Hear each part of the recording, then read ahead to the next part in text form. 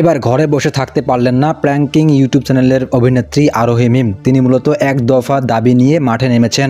আজকে যে আমরা মিছিলে দাঁড়িয়েছি বা আমরা যে আন্দোলন নিয়ে দাঁড়িয়েছি, এই সরকারের ক্ষমতা সে যেভাবে অপব্যবহার করেছে তার জন্যই আমরা এখানে দাঁড়াতে পেরেছি। কারণ হচ্ছে ক্ষমতা পেলে ক্ষমতা হচ্ছে সুন্দরভাবে সেটা দেখাতে হয়, কিন্তু এইভাবে অপব্যবহার করতে হয় না। আজকে তার পদত্যাগের জন্য আমরা দাঁড়িয়েছি, কারণ যত হত্যাকাণ্ড হয়েছে, যত গণহত্যা হয়েছে, আমাদের ভাই বোনরা মরেছে, সবকিছু তার নির্দেশেই হয়েছে। পুলিশ হচ্ছে সরকারের চামচা। পুলিশকে সে যেভাবে নির্দেশ দিয়েছে, র্যাবকে সে যেভাবে নির্দেশ দিয়েছে, ছাত্রলীগকে সে যেভাবে নির্দেশ দিয়েছে, তারা তাদের মতোই কাজ করেছে।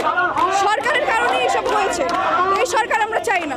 আমি যদি ভয় পেতাম তাহলে এখানে এসে দাঁড়াতাম না। আমি জানি না আমার কি হবে, কারণ আমরা তো এখনো স্বাধীন না। আসলে যদি আমাদের এই সরকার পদত্যাগ করে তাহলেই আমরা আসলে স্বাধীন নাগরিক হতে পারবো। আমরা এখনো এই দেশে স্বাধীন না। স্বাধীনতা শুধু 1971 সালে এসেছে শেখ পরিবারের জন্য, আমাদের জন্য না। কারণ আমরা এখনো বাক স্বাধীনতা পাই নাই। আমরা কথাই বলতে পারি না। কথা বলতে গেলে আমাদের ভয় পেতে হয়। আমাদের ভাবতে হয় যে আমাদের বাসায় যাওয়ার পর আমাদের কি অবস্থান হতে পারে, আমাদের ফ্যামিলির কি অবস্থান হতে পারে। এখন আর কেউ ভয় পায় না। স্টুডেন্টরা হচ্ছে একটা ন্যায্য দাবি চেয়েছে।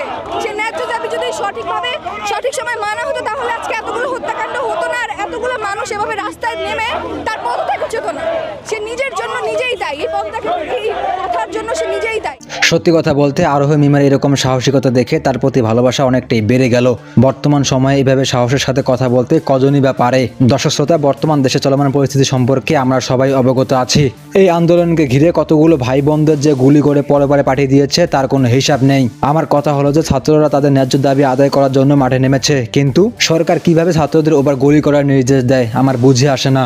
যেই সরকার ছাত্রদের গুলি করে মারার অর্ডার দেয় সেই সরকারকে আমরা কখনোই চাই না। আমাদের দাবি মানতে হবে। বর্তমান ছাত্রদের দাবি মানতে হবে, হ্যাঁ মানতে হবে।